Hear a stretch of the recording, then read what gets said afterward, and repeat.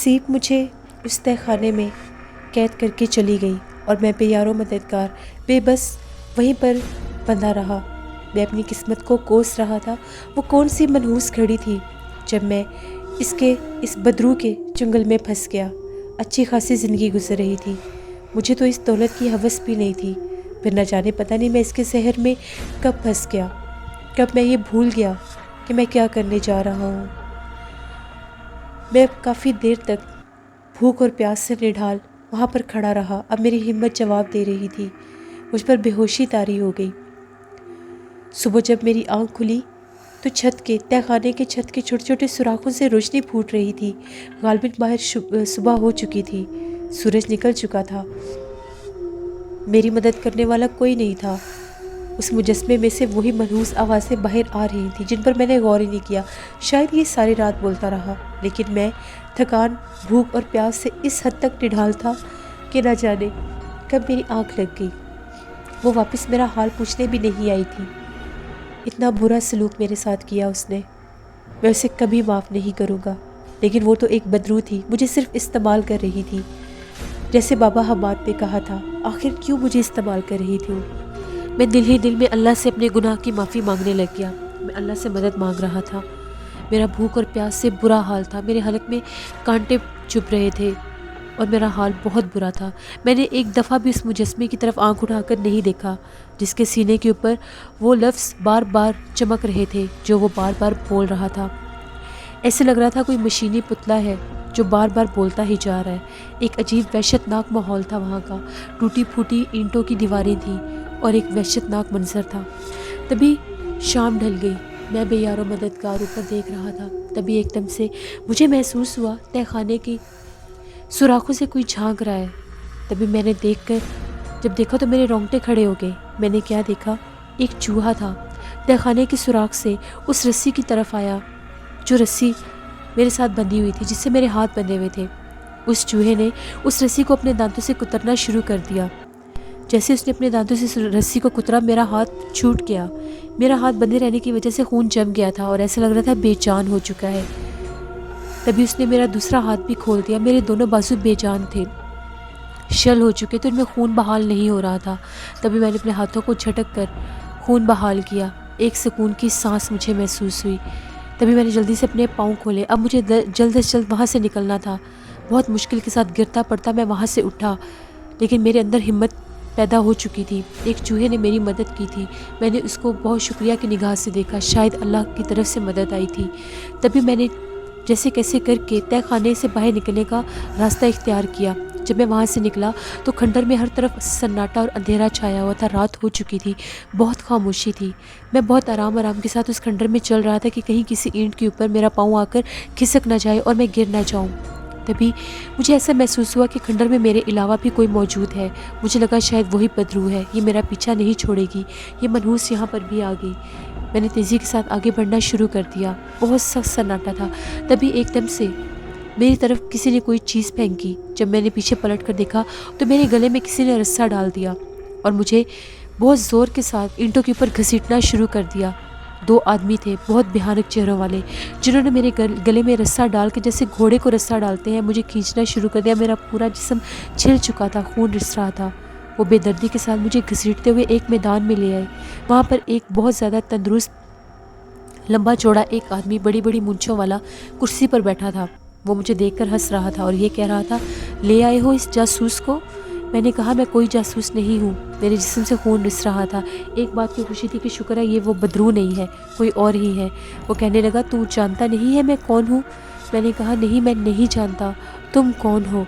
مجھے چھوڑ دو، میں کوئی جاسوس نہیں، تم پولیس کے جاسوس ہو، میں جانتا ہوں تم جاسوس ہی ہو، میں ڈاکو ہوں، میرے سر پر 20 لاکھ کا انعام ہے، بہت سے لوگ میری جاسوسی کر رہے ہیں اور تم بھی ایک جاسوس ہی ہو، بتاؤ تمہارے باقی ساتھی کہاں ہیں، وائرلیس کہاں ہے؟ میرے پاس کوئی ساتھی نہیں ہے، نہ ہی کوئی وائرلیس ہے، میں خود ایک مصیبت زدہ انسان ہوں، یہاں پر تہہ خانے میں بند تھا، ایک بدرو نے مجھے بند کر لیا تھا۔ وہ کہکا مار کے ہنسنے لگا اور میرا مذاق اڑانے لگا کہ میں جھوٹ بول رہا ہوں، تجھے بدرو نے قید کیا تھا، پاگل ہو گئے ہو تم میرے تعقب میں یہاں پر آ گئے تھے، میں مکھنا ڈاکو ہوں اور تمہیں 20 لاکھ لینے نہیں دوں گا، مجھے 20 لاکھ نہیں، مجھے نہ ہی 20 لاکھ چاہیے، نہ ہی 20 کروڑ چاہیے، تم چاہے تو مجھے اپنے ساتھ باندھ کر لے جاؤ، جب تمہیں یقین ہو جائے کہ میں پولیس کا آدمی نہیں ہوں تو مجھے چھوڑ دینا، برائے مہربانی مجھے مت مارو۔ تبھی اس نے چاقو نکالا، میں اس کے آگے گڑ گڑا رہا تھا، تبھی ایک دم سے ہنسی کی آواز گونجی۔ میں نے دیکھا سامنے سیپ کھڑی تھی، اسی کالے لباس میں، اس کی آنکھیں چمک رہی تھیں۔ تبھی وہ ہنسنے لگا، واہ کیا قسمت پائی ہے تمہاری، محبوبہ بھی لگتا ہے آ گئی ہے تمہیں ڈھونڈتی ہوئی، کیونکہ اس نے آتے ساتھ میرا نام لیا تھا۔ جیسے 2 آدمی اس کی طرف بڑھے تو اس ڈاکو نے یہ کہا، مکھنا ڈاکو نے یہ کہا، اس کو پکڑ کر ہمارے پاس لے کر آؤ، اس کو بھی زندہ نہیں چھوڑیں گے، یہ جو منحوس اس کے پیچھے یہاں پر آ گئی ہے، تو یہاں پر کیا کرنے آئی ہے۔ جیسے 2 آدمی اس کی طرف بڑھے، سیپ نے ان کو اپنے ہاتھوں سے یوں اٹھا لیا جیسے بچوں کے کھلونے ہوتے ہیں۔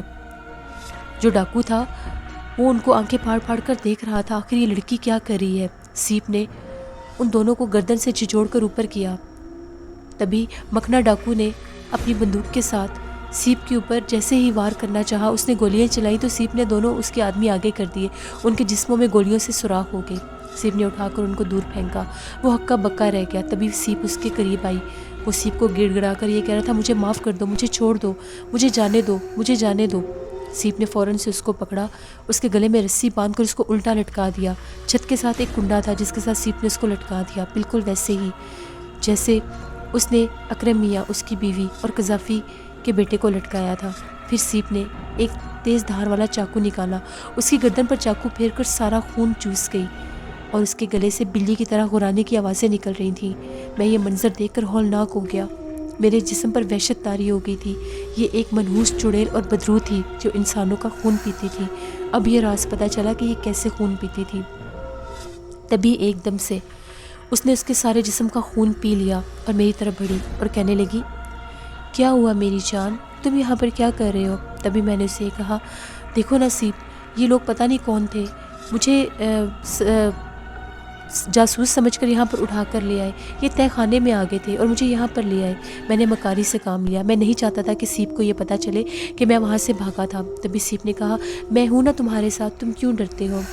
دیکھو تمہیں وہاں پر رکھنے کی ایک وجہ تھی، تم میرے سے ناراض تو نہیں ہو؟ بہت ناراض ہوں سیپ، مجھے مکاری سے کام لینا تھا، میں ہر طرح سے اس کو اپنے جال میں اتارنا چاہتا تھا۔ میں نے اسے کہا، سیپ میں تم سے بہت محبت کرتا ہوں، تمہارے بنا نہیں رہ سکتا۔ وہ میرے منہ کی طرف دیکھنے لگی، کیا اب بھی مجھ سے محبت کرتے ہو؟ ہاں بہت کرتا ہوں، تمہارے بنا نہیں رہ سکتا، مجھے یہاں پر نہیں رہنا۔ دیکھو میں جو کچھ کر رہی ہوں تمہارے اور اپنے لیے ہی کر رہی ہوں، تمہیں اس مجسمے کے سامنے اپنے جاب کو جاری رکھنا ہوگا۔ آؤ میرے ساتھ۔ کہاں؟ اسی تہہ خانے میں۔ ہاں ٹھیک ہے چلو۔ میں اس کو اپنے جال میں پھنسانے کے لیے اس کی ہر بات مان رہا تھا کہ اس کو کسی طرح سے یقین ہو جائے کہ میں اس سے محبت کرتا ہوں۔ اس کے چہرے کے تاثرات بدل گئے۔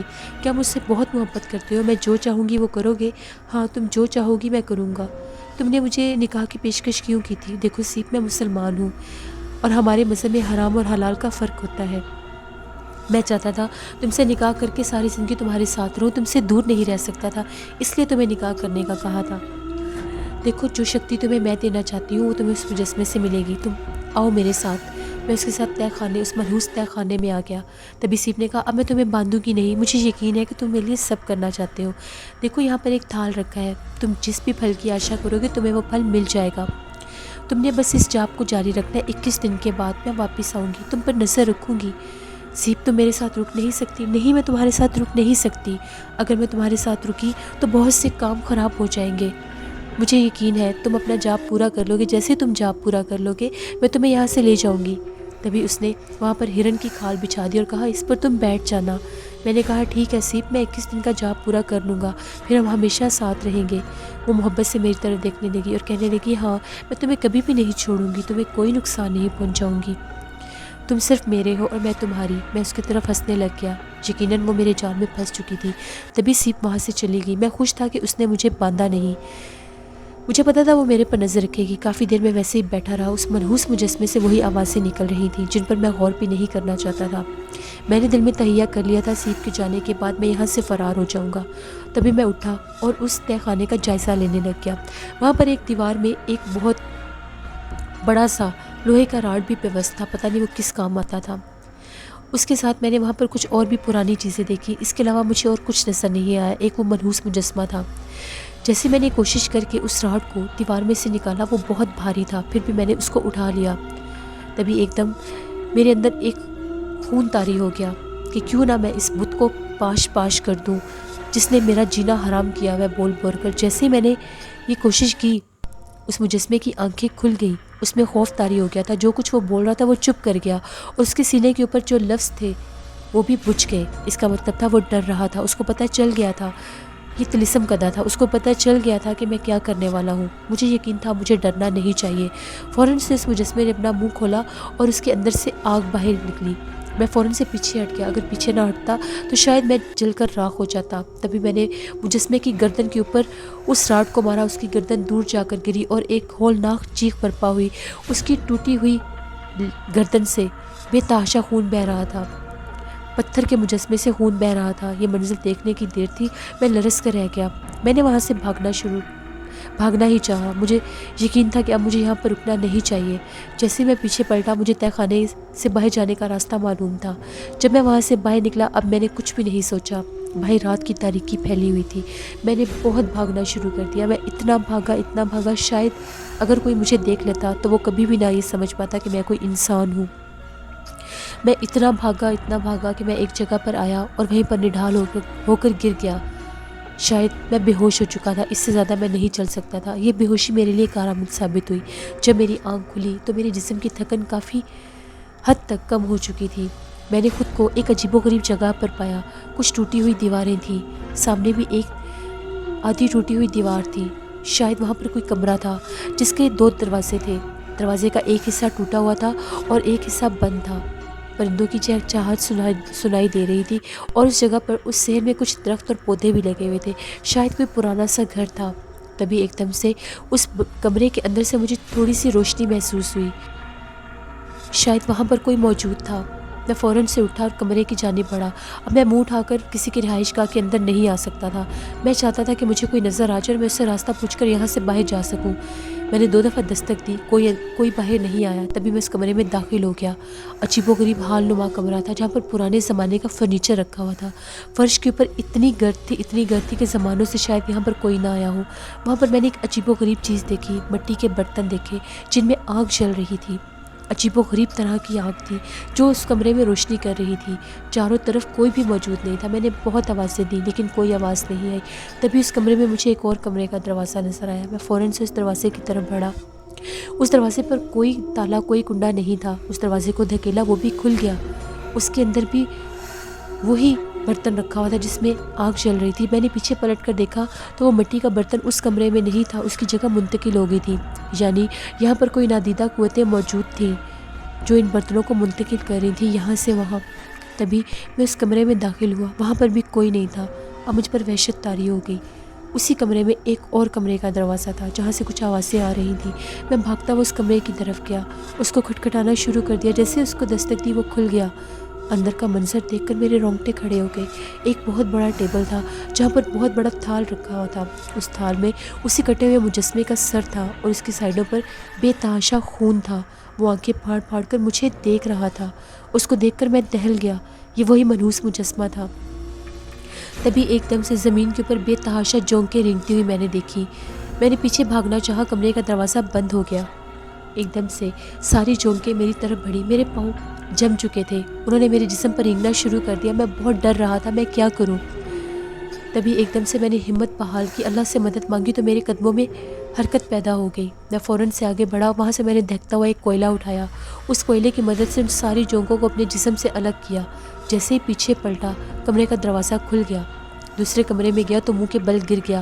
کچھ جونکیں ابھی بھی میرے جسم پر موجود تھیں جنہوں نے اپنے پنجے گاڑ رکھے تھے۔ بڑی مشکل کے ساتھ ان کو میں نکال کر کچل رہا تھا کیونکہ اس کے علاوہ میرے پاس اور کوئی حل نہیں تھا۔ میں جلد از جلد یہاں سے باہر نکلنا چاہتا تھا۔ تبھی ایک دم مجھے ایک سایہ سا نظر آیا اور ایک ہنسی نظر آئی فاتحانہ کہکا لگاتے ہوئے۔ تبھی میں نے دیکھا تو یہ وہی بدرو تھی، سیپ، جو کہنے لگی، پاپی تو نے مجھے دھوکہ دیا ہے، اب دیکھ میں تیرے ساتھ کیا کرتی۔ تو اس قابل نہیں تیرے ساتھ عزت سے بات کی جائے۔ تو نے تو مجھے وچن دیا تھا نا کہ تو وہاں پر جاپ کرے گا، مجھے دھوکہ دے کر نکلا اور تو نے میرے دیوتا کا سر توڑ دیا۔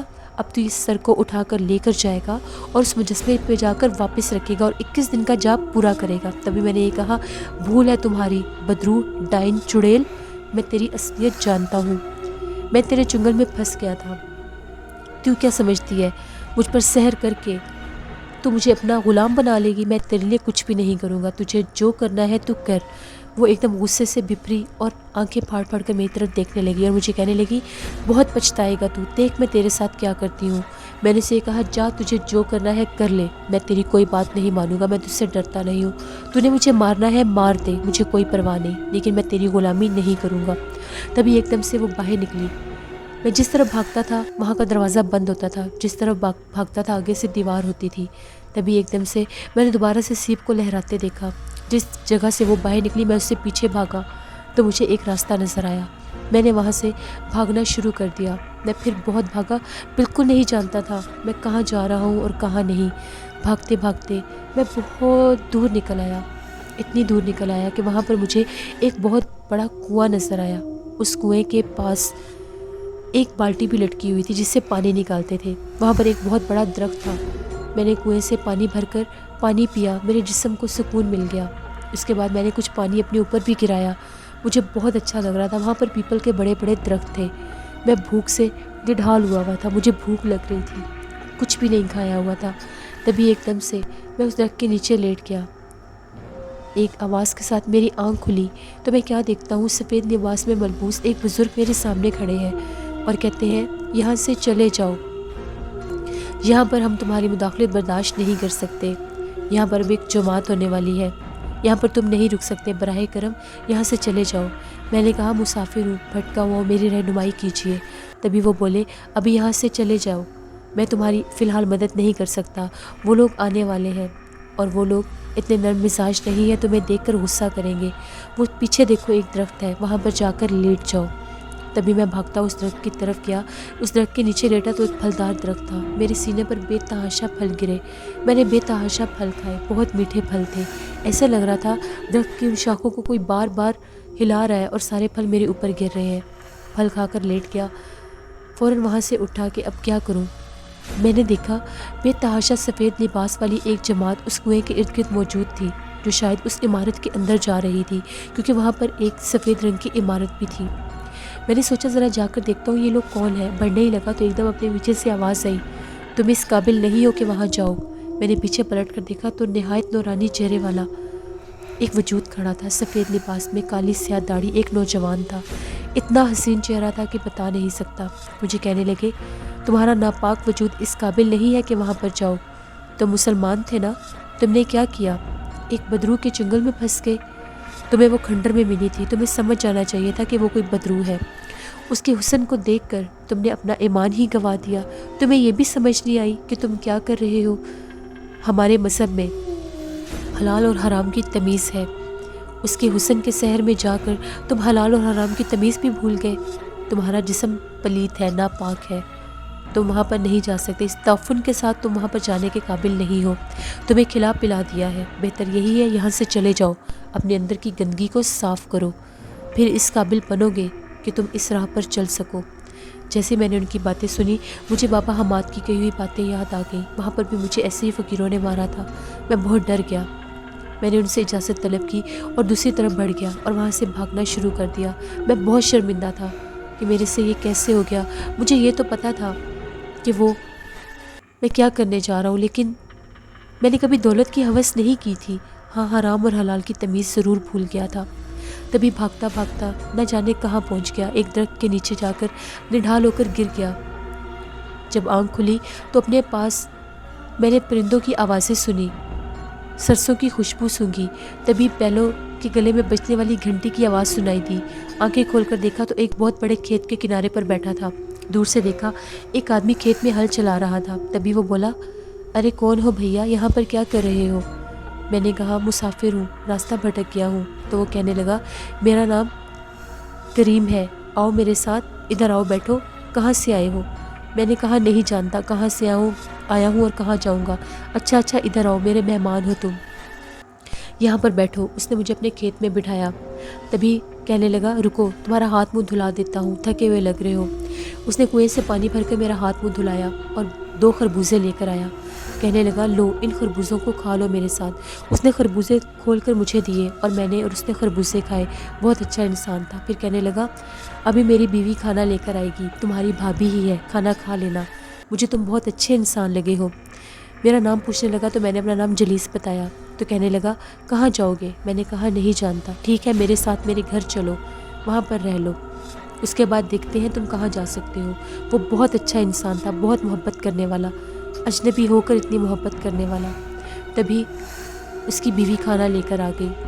جیسے اس نے کہا، اس کی بیوی نے مجھے دیکھا تو پردہ کرنے لگی، تو وہ کہنے لگا تمہارا دیور ہے، پردہ کرنے کی ضرورت نہیں، مسافر ہے، ہم نے اس کی مدد کی ہے، اس کو کھانا کھلاؤ۔ میں نے کھانا کھایا اور اس کے بعد وہ مجھے شام کو اپنے ساتھ گھر لے خود گھر کے اندر چلا گیا اور مجھے باہر چارپائی پر بٹھا دیا۔ اس کے گھر میں اس کے ماں باپ، اس کی ایک بہن نوری اور اس کی بیوی رہتے تھے۔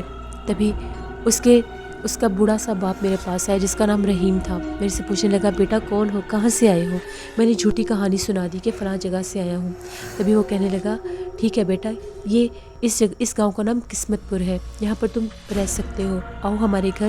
تب ان لوگوں نے مجھے بہت اچھا کھانا کھلایا اور ایک جگہ پر مجھے چارپائی بچھا کر دے دی۔ جب میں وہاں پر لیٹا، خدا کا شکر ادا کیا کہ کسی اچھی جگہ پر ہوں، یا اللہ یہاں پر وہ بدرو نہ آ جائے۔ تبھی میں نے دیکھا رات کا ٹائم تھا، اچانک میری آنکھ کھلی تو ایک لڑکی میرے پاس کھڑی ہو کر ہنس رہی تھی، ہنستی ہنستی اندر چلی گئی۔ مجھے لگا کہ شاید اس گھر کی کوئی لڑکی ہوگی، شریف ماحول تھا۔ میں نے چہرہ دوسری طرف کر لیا، یہاں پر شرافت کے ساتھ ہی رہنا تھا۔ تبھی مجھے کریم نے بتایا یہ میری بہن نوری ہے، اور پھر وہ یہ کہنے لگا تم اب کہاں جاؤ گے؟ میں نے کہا نہیں جانتا، یہاں پر رہنا چاہتا ہوں، مجھے بھی ہل چلانا سکھا دو۔ وہ ہنسنے لگا اور یہ کہنے لگا ہمارے ساتھ ہی رہو گے، تم میرے چھوٹے بھائی ہو، کہیں جانے کی ضرورت نہیں، تمہیں کام بھی سکھا دوں گا۔ میں نے اسے کہا بہت شکریہ۔ تبھی آج کھانا نوری لے کر آئی۔ عجیب بات تھی، میں نوری کے چہرے کی طرف دیکھتا بھی نہیں تھا، پھر بھی اس نے نقاب کیا ہوا تھا اور عجیب نظروں سے میری طرف دیکھتی تھی۔ وہ وہاں پر بیٹھ گئی، ہم لوگوں نے کھانا کھایا، شام ہوئی تو پھر سے مجھے ایک کمرے میں جگہ دے دی گئی۔ میں وہاں پر سویا ہوا تھا۔ جیسے ہی رات کو میری آنکھ کھلی تو میرا ہاتھ کسی چیز کے ساتھ ٹکرایا۔ جب میں نے دیکھا تو وہ نوری تھی۔ اس کو دیکھ کر میرے رونگٹے کھڑے ہو گئے، میرا جسم تھر تھر کانپنے لگ گیا۔ اگر مجھے نوری کے ساتھ کسی نے دیکھ لیا تو اتنی محبت کرنے والے لوگ میرے وجود پر شک کرنے لگ جائیں گے اور میں ذلیل ہو جاؤں گا۔ میں فوراً وہاں سے اٹھا اور باہر جا کر پیپل کے درخت کے نیچے بیٹھ گیا۔ میں بہت پریشان تھا، خدا کا شکر ادا کر رہا تھا کہ کریم نے اور رحیم چچا نے مجھے دیکھ نہیں لیا۔ اتنی محبت کرنے والے لوگ میرے بارے میں کیا سوچتے؟ میں بھی یہ سوچ ہی رہا تھا کہ دن کی روشنی پھوٹ گئی۔ ابھی رحیم نہیں جاگا تھا، نہ ہی کریم جاگا تھا۔ تبھی میں نے دیکھا نوری بھاگتی ہوئی میرے پاس آئی۔ وہ رو رہی تھی اور کہہ رہی تھی بھیا۔ جیسے اس نے مجھے بھیا کہا، میرے جسم میں سرد لہر دوڑ گئی۔ کہنے لگی بھیا مجھے معاف کر دیں، میں نہیں جانتی میں آپ کے کمرے میں کیسے پہنچی، مجھے ایسا لگتا ہے میرے پر کسی جن کا سایہ ہو گیا ہے، وہ جن مجھے زبردستی آپ کے پاس لے آتا ہے۔ 2-3 دن سے مجھے ایسا لگ رہا ہے جب سے آپ آئے ہیں کوئی چیز مجھے آپ کی طرف دھکیلتی ہے اور میرے جسم میں عجیب سی کوئی چیز آ جاتی ہے، بھیا مجھے معاف کر دیں۔ تبھی میں نے اس کے سر پر ہاتھ پھیرا اور یہ کہا تم میری بہن ہو، میری بیٹی ہو، جاؤ اندر چلی جاؤ، مجھے تم سے کوئی شکایت نہیں، تمہیں یہاں پر کوئی دیکھ نہ لے۔ میں سمجھ گیا یہ اس بدرو کا کام ہے، مجھے یہاں سے ذلیل کروا کر نکلوانا چاہتی تھی، لیکن اتنی محبت کرنے والے شریف گھر کو میں اپنے ہاتھوں تباہ نہیں ہونے دینا چاہتا تھا۔ میں رحیم چچا اور کریم کو بنا بتائے وہاں سے بھاگ گیا، کیونکہ میرا وہاں پر رکنا مناسب نہیں تھا۔ وہ بدرو ہو سکتا ہے ان کی بیٹی کو میرے ذریعے بدنام کروا کے مجھے یہاں سے ذلیل کروا کر نکالتی۔ قسمت کا مارا میں نے وہاں سے پھر چلنا شروع کر دیا۔ اتنا چلا، اتنا فاصلہ طے کیا کہ نہیں جانتا تھا کہاں پہنچ گیا ہوں۔ رات ہو گئی، ایک جگہ پر گرا، وہیں پر سو گیا۔ صبح کی آنکھ کھلی تو دور سے سنگ بجنے کی آواز آ رہی تھی اور ساتھ ہی مندر میں گھنٹی بجنے کی آواز۔ اٹھ کر ادھر ادھر دیکھنے لگا تو میرے پیچھے ایک شخص کھڑا تھا، مجھے کہنے لگا رک جاؤ۔ میں نے پیچھے پلٹ کر دیکھا تو کہنے لگا کہاں ہے میری گائے، تم نے ہی چوری کی ہے نا؟ میں نے کہا نہیں۔ رام رام اتنا جھوٹ بولتے ہو؟ میں نے کہا مسافر ہوں، میں نہیں جانتا تمہاری گائے کہاں پر ہے۔ تبھی وہ مجھے کہنے لگا وہ تو بڑے سندر، چلو تمہارا نام سندر رکھتا ہوں۔ میری بات سنو، کیا تم میرا بھجن سنو گے؟ مجھے سمجھ نہیں آ رہی تھی یہ کون تھا، بڑی ہنسی مذاق کرنے لگا۔ تبھی مجھے کہنے لگا آؤ ہمارے گھر چلو، تمہیں گائے کا دودھ پلاتا ہوں۔ مجھے اپنے گھر لے گیا اور گائے کا دودھ نکالتے نکالتے بھجن گانے لگا۔ صبح کا ٹائم تھا۔ تبھی ایک دم سے اس کی بیوی چیختی ہوئی آئی اور یہ کہنے لگی گائے پر صبح عذاب کیوں ڈال رہے ہو؟ تبھی وہ کہنے لگا چپ کر جاؤ، مہمان آئے ہیں۔ اس کی بیوی نے یہ کہا کہ یہ تمہیں پھنسا کر لایا ہے نا، تمہیں کرائے پر لایا ہے اپنا بھجن سنانے کے لیے، دیکھو ہم تمہیں دودھ نہیں دیں گے۔ یہ روز ایک آدمی کو لے کر آتا ہے، اپنا بھجن سنانے کے چکر میں اس کو دودھ دے دیتا ہے۔ میں نے کہا نہیں بھاوج، مجھے کچھ نہیں چاہیے۔ جیسے میں نے بھاوج کہا وہ بہت خوش ہوئی اور کہنے لگی کیا تم نے مجھے بھاوج کہا؟ زندگی میں پہلی بار یہ لفظ سنا ہے۔ تم میرے بھیا ہو، بیٹھ جاؤ، تمہارے لیے ابھی چائے ناشتہ بھجواتی ہوں۔ تبھی وہ بولا نہیں نہیں، اس کو ہم پہلے گائے کا دودھ پلائیں گے۔ میں نے اسے کہا کہ گائے کا دودھ تو پی لوں گا لیکن کھا پی کچھ نہیں سکتا، میں مسلمان دھرم سے ہوں۔ تبھی وہ کہنے لگا اچھا بھیا ٹھیک ہے، کہاں جاؤ گے؟ میں نے کہا نہیں جانتا کہاں جاؤں گا، جہاں منزل لے جائے گی۔ اچھا رکو، کہیں جانے کی ضرورت نہیں، تم ہمارے مہمان ہو، یہاں پر رکو۔ ان لوگوں نے میرے ساتھ بہت ہنسی مذاق کی، مجھے بہت پیار دیا۔ میں نے ان کا دل نہیں توڑا، ان لوگوں نے مجھے زبردستی اپنے پاس رکھ لیا۔ ان کے گھر میں گائے کے گوبر کی بہت اسمیل تھی کیونکہ ان کا چھوٹا سا گھر تھا، ایک کمرہ تھا اور ایک جگہ پر گائے باندھی ہوئی تھی چھوٹے سے صحن میں، کمرے میں تو میں سو نہیں سکتا تھا۔ تبھی وہ کہنے لگے باہر پیپل کے درخت کے نیچے تمہاری چارپائی لگا دیتے ہیں۔ ان کے گھر کے سامنے ایک بہت بڑا پیپل کا درخت تھا جہاں پر بیٹھنے کی جگہ بھی بنی ہوئی تھی اور اس کو سرخ رنگ سے رنگ کیا ہوا تھا۔ وہاں پر ان لوگوں نے میری چارپائی بچھا دی، میں نے شکریہ ادا کیا اور اس چارپائی پر جا کر لیٹ گیا۔ ابھی تھوڑی ہی دیر گزری تھی، بہت ٹھنڈی ہوائیں چل رہی تھیں۔ تبھی میں نے دیکھا پیپل کے درختوں میں روشنی نمودار ہوئی، مجھے لگا شاید چاند نکل آیا ہے لیکن وہ چاند نہیں تھا، رنگ برنگی روشنیاں تھیں۔ تبھی میں نے دیکھا 6 سے 7 لڑکیاں آسمان سے نیچے اتریں اور میری چارپائی کے ارد گرد رقص کرنے لگ گئیں، عجیب گانے گنگنا رہی تھیں۔ سب کچھ دیکھ کر میں دیکھتا ہی رہ گیا، یہ سب کیا ماجرا ہے؟ تبھی ایک دم سے ان کانچ کی گڑیوں کے جسم ٹوٹنے لگ گئے اور ان کے جسم سے دھوئیں نکلنے لگ گئے۔ میں تھر تھر کانپ رہا تھا، وہ زمین پر گرتی جا رہی تھی اور دھوئیں ابل رہے تھے۔ میں بہت زیادہ ڈر گیا۔ جیسے وہ زمین پر گری اور دھواں بنی، میں وہاں سے اٹھ کھڑا ہوا۔ تبھی میں نے دیکھا اس دھوئیں کے ڈھیر سے چھوٹے چھوٹے بونے اٹھے، ان کے چہرے بہت زیادہ ڈراؤنے تھے۔ وہ بونے میری طرف بڑھنے لگ گئے، ان کی عجیب و غریب آوازیں تھیں۔ ان بونوں سے ڈر کے میں نے بھاگنا شروع کر دیا۔ میں اتنا بھاگا، سامنے مجھے کالی دیواروں والا ایک مندر نظر آیا۔ اس پرانے سے مندر کے اندر میں داخل ہو گیا تو میں نے دروازہ بند کر لیا۔ باہر بونوں کی آوازیں آ رہی تھیں، نہ جانے تعداد میں کتنے تھے۔ تبھی میں نے دیکھا ایک سنگی چبوترے پر بہت خوبصورت لباس میں کوئی ملبوس تھا۔ اس نے کہکا لگایا اور مجھے کہا اندر آ جاؤ، باہر کیوں کھڑے ہو؟ وہ سیپ تھی، اس کو دیکھ کر میرے رونگٹے کھڑے ہو گئے۔ تبھی سیپ نے مجھے یہ کہا اب اتنا بھی ڈرنے کی ضرورت نہیں ہے، اندر آ جاؤ، تمہیں جہاں لانا چاہتی تھی لے آئی۔ میں نے اس کی طرف نفرت کی نگاہ سے دیکھا اور یہ کہا کہ نہیں، میں تمہاری کوئی بات نہیں مانوں گا۔ تبھی سیپ نے کہا تم جانتے ہو، تمہیں کچھ بتانا چاہتی تھی کہ تمہیں یہاں تک کیوں لے کر آئی ہوں اور تم سے وہ جاب کیوں کروانا چاہتی تھی۔ میرا نام جاننا چاہتے تھے نا، آج تمہیں اپنا نام بھی بتاؤں گی، آج تمہیں سب بتاؤں گی۔ میں جانتی ہوں تم نے میری پریم کتھا پڑھ لی ہے، تم نے وہ کتاب پڑھ لی ہے۔ بتاؤ کون ہو تم؟ میں سنجوگنا ہوں۔ جہاں تک تم نے کتاب پڑھی تھی اس کے بعد پنے ختم ہو گئے تھے کیونکہ اس کے بعد کتاب آگے لکھی ہی نہیں گئی۔ اب میں تمہیں بتاتی ہوں اس کے بعد کیا ہوا تھا۔ جب نند مہاراج مجھ سے مل کر گئے تھے تو اس کے بعد وید راج نے ان کو قید کروا لیا تھا، کسی جاسوس نے جاسوسی کر دی تھی کہ نند مہاراج پر ایک نیچ سات سنجوگنا لڑکی کا عشق کا بھوت سوار ہو گیا ہے اور وہ نیچ ساتوں کو برہمنوں کے ساتھ بٹھانا چاہتے ہیں، شودر اور برہمنوں کے فرق کو ختم کرنا چاہتے ہیں۔ تبھی نند مہاراج نے میرے خلاف میرے حق میں آواز اٹھائی اور وید راج کے سامنے یہ بات رکھ دی کہ وہ مجھے بھی اتنا ہی حق دلوانا چاہتے ہیں جتنا برہمنوں کا ہے۔ تبھی یہ فیصلہ کیا گیا کہ فوراً سے نند مہاراج کو قید کر لیا جائے۔ نند مہاراج کو قید کر لیا گیا۔ نند مہاراج نے یہ کہا کہ قید میں مر جاؤں گا لیکن سنجوگنا کو نہیں چھوڑوں گا۔ وید راج نے یہ کہا کہ قید میں رہے گا تو اس کے سر سے عشق کا بھوت اتر جائے گا۔ ادھر نند مہاراج کو قید کر دیا گیا۔ تبھی ایک رات کی بات ہے، نند مہاراج نے بہت شور شرابہ سنا، قید خانے کے دروازے کے پاس بہت سے لوگ پہنچ گئے جن کے ہاتھوں میں مشلیں تھیں۔ ان لوگوں نے یہ کہا کہ جلدی سے قید خانے کا دروازہ کھولو۔ وہ ارجن تھا۔ ارجن ایک ڈاکو تھا جو نیچ ساتوں کے حق میں بولتا تھا۔ اس کو پتہ چلا تھا کہ نند مہاراج نیچ ساتوں کے ساتھ ہیں تو وہ نند مہاراج کو وہاں سے رہا کرنے کے لیے پہنچ گیا اپنے آدمی لے کر۔ اس نے سارے پہرہ دار مروا دیے تھے۔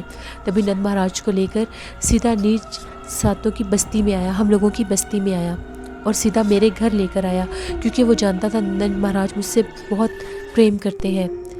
میرے پتا نے مجھے اور نند مہاراج کو سویکار کر لیا تھا اور یہ کہا تھا کہ میری بیٹی کو لے کر یہاں سے دور چلے جائیں۔ نند مہاراج اور میں بہت خوش تھے، ہم جنموں جنموں کے لیے ایک ہونے والے تھے۔ تبھی نند مہاراج اور میں اس بستی سے دور بھاگ گئے لیکن بدقسمتی ہمارے پیچھے تھی۔ وید راج کے سینکوں نے ہمیں دیکھ لیا اور مجھے مارنے کے لیے جیسے میرے اوپر حملہ کیا تو نند مہاراج نے سامنے آ کر اپنے سینے پر گولی کھا لی اور نند مہاراج مر گئے۔ नंद महाराज की लाश को सीने से लगाकर मैंने अंधे कुएं में छलांग लगा दी। मैंने अंधे कुएं में जैसे ही छलांग लगाई, वहाँ पर मैं मरी तो नहीं, मेरा एक नया जन्म हुआ। हमेशा हमेशा के लिए मैं एक बदरू बन गई। तब से मैं जन्मों जन्मों से नंद महाराज को ढूंढ रही हूँ। फिर मेरा दूसरा जन्म हुआ। दूसरे जन्म में मैं पूजा थी और नंद महाराज केदुराज के दुश्मन के बेटे थे, जिनका नाम चंद्रलाल था। तभी मैं उनको हासिल नहीं कर सकी। उसके बाद इस जन्म में मुझे तुम मिले। क्या मतलब? मैंने हंसकर कहा, मैं कोई नंद महाराज नहीं हूँ, तुम ही हो नंद महाराज। देखो तुम्हारे सीने पर अभी भी वो घाव का निशान है जो नंद महाराज ने मेरे लिए खाया था। मैं जानता था मेरे सीने पर एक निशान है, लेकिन ये निशान वो था जिसके बारे में मुझे माँ ने पहले बताया था। माँ मुझे बता चुकी थी कि ये निशान बचपन में मुझे एक चोट लगी थी, उसका निशान था। तुम ही हो मेरे नंद महाराज। भले तुम्हारी सूरत उनसे नहीं मिलती, तुम्हारे सीने पर लगा घाव इस बात की निशानी है। तभी मैंने उसे ये कहा कि देख बदरू चुड़ैल, मैं मुसलमान हूँ और मुसलमान घर में पैदा हुआ हूँ। तेरे शहर में आकर मैंने बहुत गुनाह कर लिया, लेकिन अब नहीं। अब मैं तेरी किसी कहानी में नहीं आऊँगा। तेरे जन्मों से, तेरी कहानी से मुझे कुछ लेना देना नहीं है। मेरे पास ईमान की ताकत है। मेरे ईमान की ताकत तू मुझसे नहीं छीन सकती। जब मैं पैदा हुआ था तो मेरे कानों में आज़ान दी गई थी। उस आज़ान के बाद मेरा जिस्म तेरे हर शहर से पाक हो चुका है। मैं मुसलमान हूँ अल्हम्दुलिल्लाह, और मेरे साथ मेरे ईमान की ताकत है। तू चाहकर भी मेरा कुछ नहीं बिगाड़ सकती। मेरी वैक्सीन हो चुकी है। उस अजान की वजह से तू शैतान मेरे ऊपर काबिज नहीं हो सकती। तभी उसके चेहरे के नए नक्श बदलने लग गए और एक तरफ से मुझे आवाज़ सुनाई दी। बाबा हमाद वहाँ पर पहुँच गए थे। जैसे ही सीप ने बाबा हमाद को देखा, मैंने उसको ये कहा, तुझे तो सीप भी नहीं कहना चाहिए। सीप तो पाक होती है जो समंदर के सीने में रहती है और उसमें मोती जन्म लेता है। तू तो औरत ज़ात पर भी एक धब्बा है। तेरा नापाक वजूद है। तू एक नापाक बदरू है। मैं नहीं तो किसी और के पीछे होती। जैसे बाबा हमाद आए, सीप ने एक ज़ोरदार चीख मारी और उसका चेहरा बदलने लग गया। उसका चेहरा एक सूखी लकड़ी की तरह हो गया और वो एक उम्र रसीदा बूढ़ी बन गई, एक बूढ़ी चुड़ैल। जैसे ही बाबा हमाद उसके करीब आए, उन्होंने कुछ पढ़कर उसके ऊपर फूंका तो उसके जिस्म को आग लग गई और वो जलकर राख हो गई। बाबा हमाद ने मेरा हाथ पकड़ा और ये कहा कि बेटा, इस बदरू से तुम्हारा पीछा छूट गया है, इसने तुम्हारी जान छोड़ दी है, चलो मेरे साथ। बाबा हमाद मुझे अपने साथ ले आए। मैंने उनके पास रहकर दीन की तालीम हासिल की। तभी उन्होंने एक यतीम लड़की फाखरा के साथ मेरी शादी कर दी। अब मेरे 2 बच्चे हैं, एक कंपनी में नौकरी करता हूँ। ये मेरी ज़िंदगी की कहानी थी जो मैंने आपको सुनाई। लिसनर, ये था बदरू नावल एम.ए. राहत का जो मैंने आप लोगों के साथ शेयर किया। उसकी लास्ट एपिसोड थी। आप लोगों को बदरू नावल कैसा लगा, अपना फीडबैक मुझे ज़रूर दें। और अब इसके बाद जो नावल मैं लेकर आऊँगी वो भी यकीनन बहुत ज़्यादा हॉरर होगा। मेरा नेक्स्ट नावल कौन सा होगा ये तो है एक सस्पेंस। ये सस्पेंस मैं तभी रिवील करूँगी जब मैं नावल स्टार्ट करूँगी। जिन लोगों ने अभी तक मेरे चैनल को सब्सक्राइब नहीं किया, मेरे चैनल को सब्सक्राइब करें। मेरे चैनल पर आप लोगों को इसी तरह के हॉरर नावल्स सुनने को मिलेंगे। अपना बहुत सा ख्याल रखिएगा। Thank you for watching. Stay blessed. Allah निगहबान।